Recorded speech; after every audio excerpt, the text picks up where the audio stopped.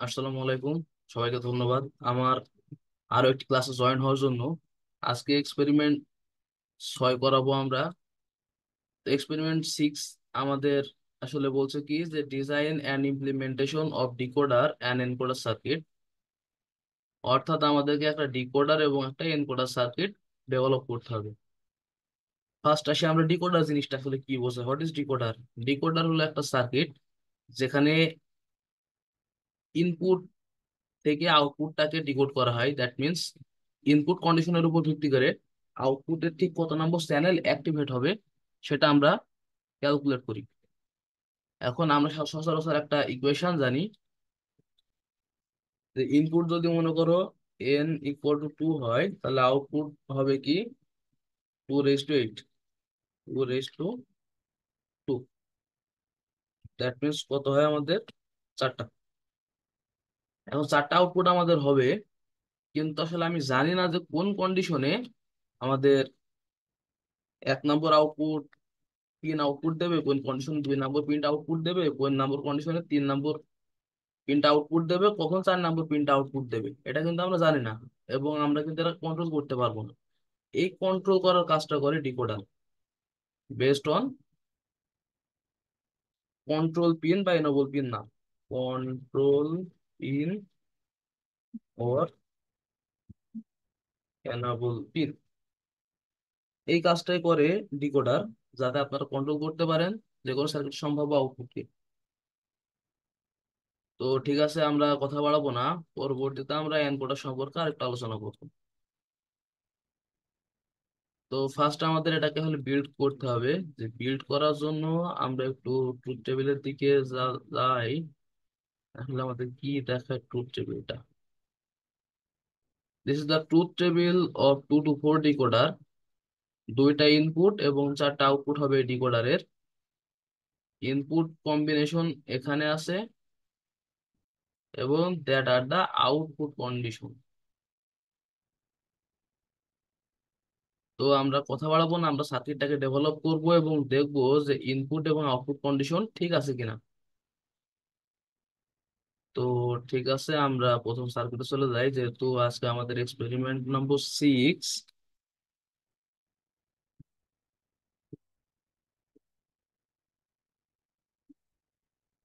আমাদের ডিকোডার তৈরি করার জন্য প্রয়োজন আমাদের অ্যান্ড গেটের। তো আমরা অ্যান্ড গেট নিয়ে নিলাম। আমাদের প্রয়োজন নট গেটের। তো নট গেটটাকেও নিয়ে নিলাম। লজিক স্টেট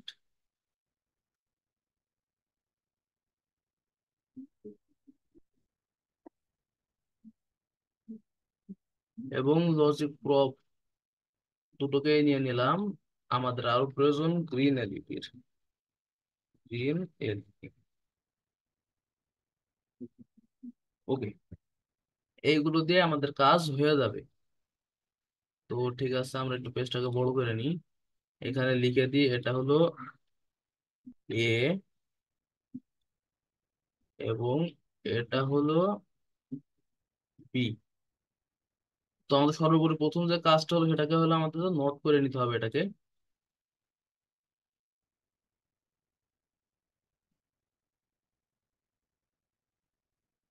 তো নোট করে নিলাম আমরা। নোট করার পর আমাদের কাজ হলো হলে এ আর বি কে নোট করে নেওয়ার পরে আমাদের কাজ যেটা সেটা হলো আমাদেরকে অ্যান্ড অপারেশন করতে হবে। তো ঠিক আছে, আমরা 4টা অ্যান্ড অপারেশন করে নিই, তাহলে আমাদের আউটপুট 4টা হবে।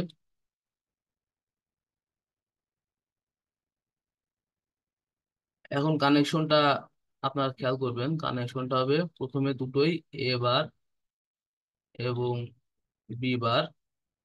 পরেরটার কন্ডিশন হবে এ বার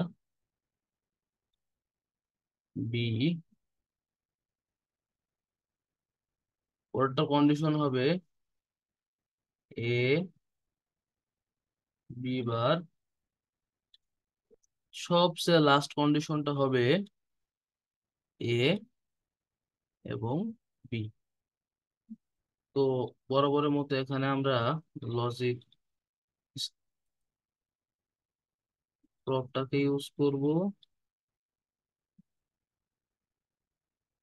এগুলোর ভিতরে কানেকশন দিয়ে দেবো।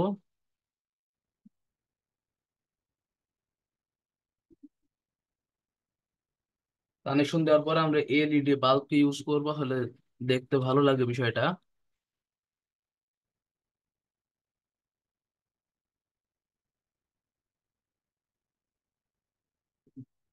প্রত্যেকটা এলইডি বাল্বকে আমরা কানেকশন করে দিই।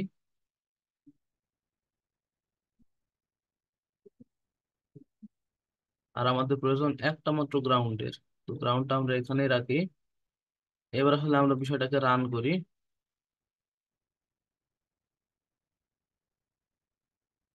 এটাকে রান করলাম আমরা।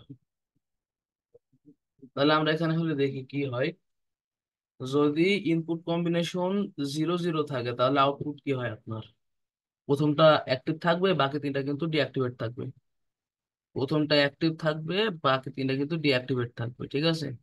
যদি ইনপুট কম্বিনেশন 0 এবং 1 হয় তাহলে কি হবে? দ্বিতীয় পিনটা অ্যাক্টিভ থাকবে, বাকি তিনটা কিন্তু জিরো থাকবে। 0 এবং 1, দ্বিতীয় পিনটা কিন্তু অ্যাক্টিভ, বাকি তিনটা কিন্তু জিরো। তো একইভাবে যদি আমরা 1 0 কম্বিনেশনটা ইউজ করি তাহলে 3 নম্বর পিনটা অ্যাক্টিভ থাকবে, 1 0। 3 নম্বর পিনটা কিন্তু অ্যাক্টিভ, যদি আমরা দুটোই 1 1 অ্যাক্টিভ করি তাহলে 4 নম্বর পিনটা কিন্তু অ্যাক্টিভ। তো আমাদের কাজ শেষ। This is the basic concept of decoder. কিন্তু এটা আসলে কাজ হইলো না, কারণ এটা কিন্তু কন্ট্রোল এখনো হয়নি। ডিকোডার হয়েছে কিন্তু কন্ট্রোল হয়নি। কন্ট্রোল করার জন্য আমাদের এনাবল পিনের দরকার, তাই না? আমি কিন্তু এখানে এনাবল পিন ইউজ করিনি। তো আমি সার্কিটটাকে আবারও রিমুভ করবো এবং এনাবল পিনের সাহায্যে আপনাদেরকে দেখাবো যে কিভাবে হলে সার্কিটটা কাজ করতে হবে। তাহলে সবগুলোই, তো আমাদের এখানে যদি কাজ করতে হয় এনাবল পিনের, তাহলে আমাদের একটা প্রয়োজন 3 ইনপুট অ্যান্ড গেটের। 3 ইনপুট অ্যান্ড লিখে দিলে আসবে সাধারণত আইসি নাম্বার। এই তো আমরা 3 ইনপুট অ্যান্ড গেট পেয়ে গেছি। আইসি নাম্বার হলো 7411। তো একইভাবে আমাদের 4টা অ্যান্ড গেটকে নিতে হবে। আর আগেও আমরা যেভাবে কাজটা করছিলাম এখানে নট আইসি ইউজ করে আমরা নট গুলো কানেকশন করে দেব। এরপর আমাদের প্রয়োজন লজিক প্রবটাকে ইউজ করা। তো আমরা লজিক প্রবটাকে ইউজ করলাম, এদের ভিতরে কানেকশন গুলো কমপ্লিট করলাম।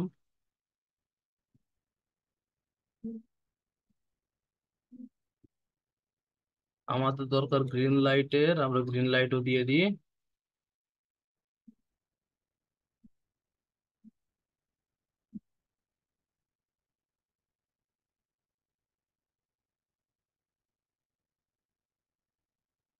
আচ্ছা, তো এখন আমাদের কানেকশনটা হবে সেম আগের মতোই। এবার বি বার, পরেরটা আসবে এ, এবার সরি, এবার বি, পরেরটা আসবে আপনার সরি, বি বার এ, আর সবার লাস্টেরটা আসবে আপনার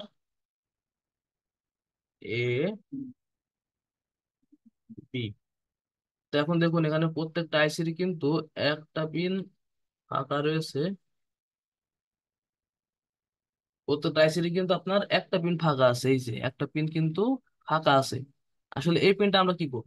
এখন এটা কিন্তু প্রশ্ন। এই পিনটাকে আমরা বলি কন্ট্রোল পিন, এবং এই কন্ট্রোল পিনে আমাদের প্রয়োজন কন্ট্রোল ভোল্টেজ। এই যে আমরা যথারীতি পিন গুলো আমরা কানেকশন করে দিই। এই তো পিন গুলোকে কিন্তু আমরা কানেকশন করে দিলাম। এরপর আমরা একটু দেখি আসলে কি হয়। তো যথারীতি আমরা সব ক্লিয়ার করি। দেখুন এখানে হলে বলছে কি, যদি এনাবল পিন 0 হয় তাহলে A B don't care. Don't care মানে এ বি এর ভ্যালু যাই হোক, 0 1 1 0 1 1 0 0 যেটাই হোক, আউটপুটের কোনো টার্মিনালই কিন্তু অ্যাক্টিভ হবে না। তো যদি আউটপুটের কোনো টার্মিনাল অ্যাক্টিভ না হয় আমরা এই সার্কিটটা চেক করি। দেখুন ইনপুট কন্ডিশন আপনি যেটাই চেঞ্জ করেন, এ বি, 0 1 1 0 যেটাই করেন, যদি এনাবল পিন 0 থাকে, দ্যাট মিনস আউটপুটে কোনো পিন কিন্তু আপনার কাজ করবে না।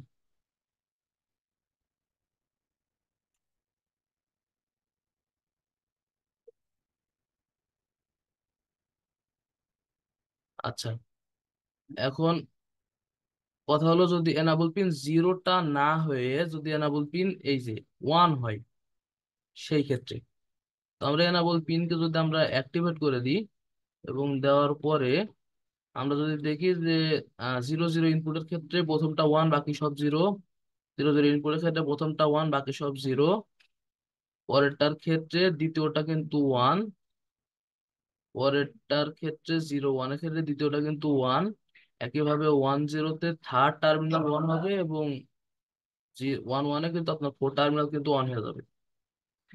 তো এইভাবে আসলে কাজটা করা হয় এনাবল পিনের সাহায্যে, যেটাকে বলা হয় কন্ট্রোল পিন। অনেক বেশি খারাপ হয়ে গেছে ডিজাইনটা, আপনারা এটাকে প্র্যাকটিস করবেন। এখানে আপনাদের জন্য একটা কাজ রয়েছে। আপনারা এখানে তিনটা ইনপুট নেবেন।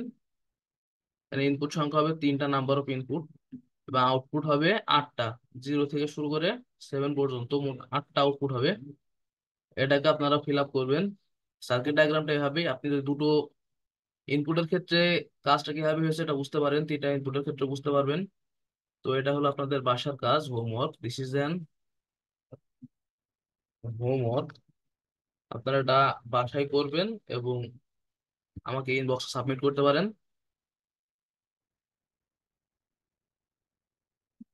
তো আর কথা বাড়াবো না ডিকোডার সম্পর্কে, অনেক কথাবার্তাই হইলো। আমাদের কিন্তু আরো একটা কাজ ছিল এনকোডার সার্কিটের।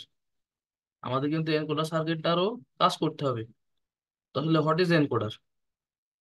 এখন এনকোডার জিনিসটা হলো যে আপনি ডিকোড করলেন অল্প সংখ্যক ইনপুট থেকে বেশি সংখ্যক আউটপুট বের করে, that is the process of decoder.